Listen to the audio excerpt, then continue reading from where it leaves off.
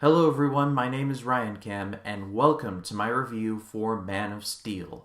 This was directed by Zack Snyder, the director of Watchmen and 300, and it was released in 2013. And it starred Henry Cavill, Michael Shannon, Amy Adams, Russell Crowe, Kevin Costner, Diane Lane, Lawrence Fishburne, and yeah, that's just to name a few. And this movie kicked off, for better or for worse, the DCEU. And this is the beginning of my series of reviews of every DCEU movie leading up to Birds of Prey coming out at the beginning of February. But for right now, let's jump into Man of Steel because I have some thoughts about it. One of my fondest movie-going experiences was going to see this movie at the midnight premiere. Kids, you remember midnight premieres? That's when the bigger movies would come out at midnight on Friday night, and you would go with your friends and you would stay up till 3 in the morning. Like, it was bananas. And I remember walking out of that movie absolutely loving it. And then I went on to Rotten Tomatoes. It's pretty safe to say that I have had a very mixed opinion on this movie for a very long time. Basically, in 2013, I loved it. In 2014, I hated it. And in 2015, I just thought it was okay. Then there was a period of time where I didn't see it at all. Mainly it's because it was a very divisive movie, and I just mentally checked myself out of it. But then I realized Birds of Prey was coming out, and I was like, I haven't seen Man of Steel in a very long time. So, I watched it. And I absolutely loved it. Now, let me just nip this in the bud right now. This movie is not perfect. I do have problems with it. But on the whole, I think Man of Steel is a masterpiece. A flawed masterpiece. Now, there are a lot of people who do not like this movie, so let's just get the bad news out of the way first. And let me preface this point by saying that I like Michael Shannon. I think he is a good actor. But as General Zod, I think he was a little miscast. I think that, like I said, Michael Shannon is a very talented actor, but he has a tendency to go full Shannon in a couple of occasions, and it's no different in this movie. I will find him! It's just Shannon's voice combined with the fact that he tends to go off the rails on a couple of occasions. It did take me out of the movie a little bit. But for the sake of fairness, I will say that Shannon did have his good moments in this movie as well.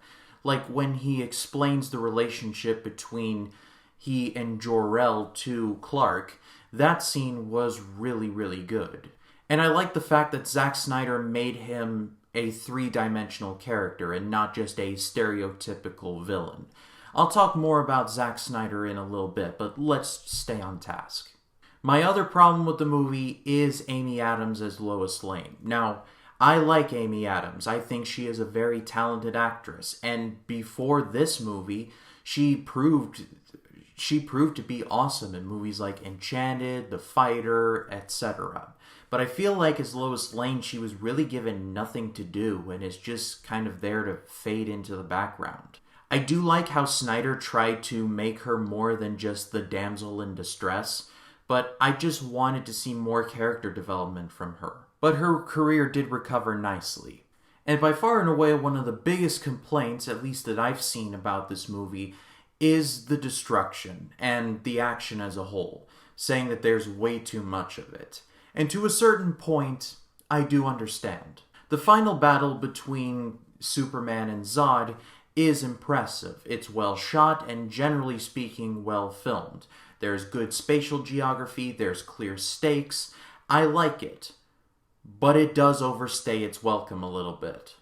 And the CGI does get a little noticeable at times. The scenes basically get a little too glossy, and it jumps the shark just a little bit.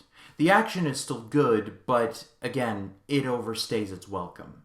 But really, that's all the problems I have with Man of Steel. The rest of the movie is good to great, so let's talk about that. Starting with Henry Cavill.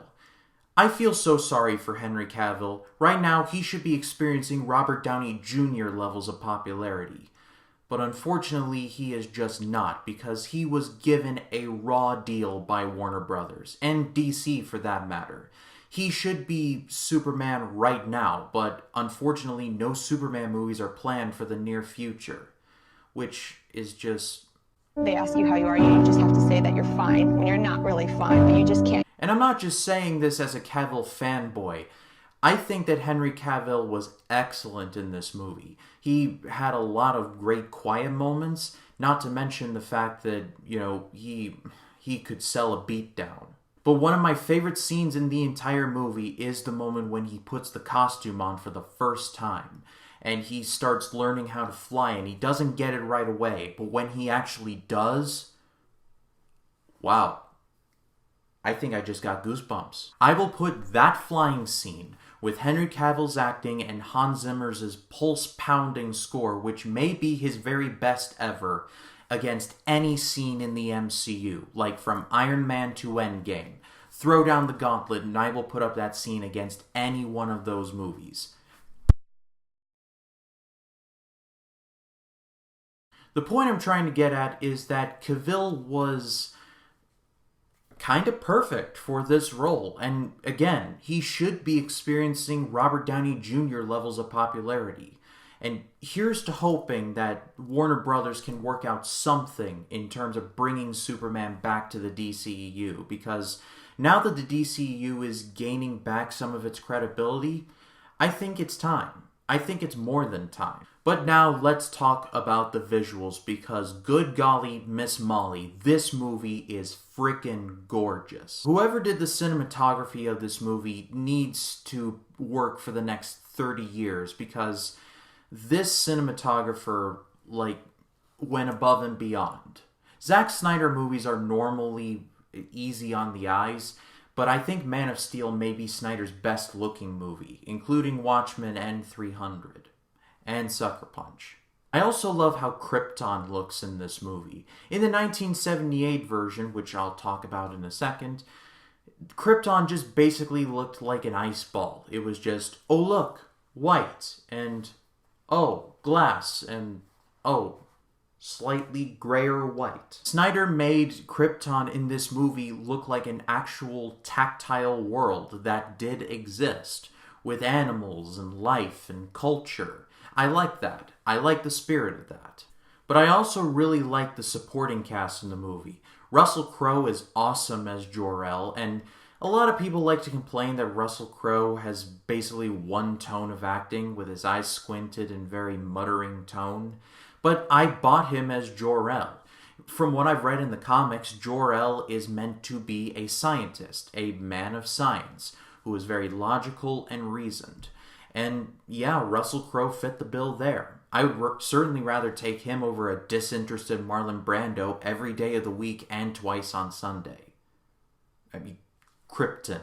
But I also really liked Kevin Costner and Diane Lane as Jonathan and Martha Kent. They were both excellent. Kevin Costner especially. Some of the quieter moments that he had with a young Clark, it was like, wow, this is really good.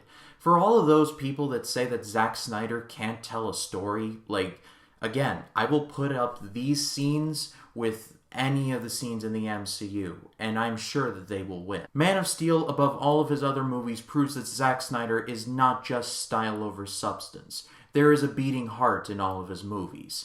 It's just covered up by a lot of glossy filters. But I think why I love this movie so much is the fact that Zack Snyder took a risk and tried to tell a new story of Superman in modern day and in a modern sense. And in some ways, this didn't work. However, I appreciate the fact that Snyder tried to do something new. I certainly didn't want him to do a throwback movie. Superman Returns! Oh wait, bless me, that was a sneeze there. It kind of sounded like Superman Returns, but getting back on track. The way I see the Superman movies is kind of like this. Superman 1 and Superman 2 are like Hulk Hogan from 1985 to 1990. He was running wild, Hulkamania was running wild, the WWF was on top of the world in terms of relevancy in pop culture and in finance. They could do no wrong, no matter how laughable that stuff got. Superman 3 and Superman The Quest for Peace are kind of like Hulk Hogan circa 1990 to 1994. starting to get silly, but then completely going downhill as soon as Hulk Hogan lost the WWF title to Yokozuna via a Japanese cameraman shooting a fireball out of his camera. Yeah, that's a thing that happened. And then the Superman movies went away for a while, just like Hulk Hogan went away for a while, to make terrible movies. But then Superman came back in the form of Superman Returns, just like Hulk Hogan signed to World Championship Wrestling. What do these two have in common? They did the exact same thing, but the year was different on the calendar. They didn't evolve, they didn't grow, they just did the throwback stuff. And while it worked very well in their respective time periods, the times had changed, and so must have been those two. Man of Steel is like when Hulk Hogan dropped the leg on Macho Man Randy Savage at Bash at the Beach 1996 to form the New World Order. It was completely different, it was totally unexpected, and it absolutely worked because it was the shot in the arm that Hogan needed. And he rode the NWO wave for a lot of the rest of his career. Man of Steel was like Hollywood Hulk Hogan. It was completely different, and it went against everything that was known for Superman at the time. But that's kind of what the franchise needed, especially after Superman Returns did pretty much the exact same thing. That was a very long-winded analogy, so I will wrap up the review right here and now. Man of Steel is absolutely amazing. It is not perfect. I do have problems with it. But I believe that it is a masterpiece. I think it's the best Superman movie ever made. I would certainly watch it over the 1978 version every day of the week and twice on Sunday. That's not to say that the 1978 Superman is bad. It's very good. But I think that Man of Steel is better. I've seen it the most, and I will continue to see it more than the 78 version.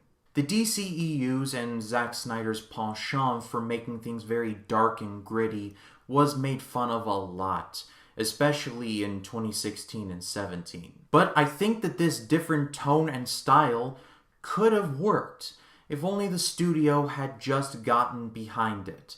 But unfortunately, this movie was very polarizing among critics and fans, and so the DCEU went in a different direction after Batman v Superman. But that is all for me, guys. Thank you so much as always for watching. My name is Ryan Cam, and I'll see you in the next one.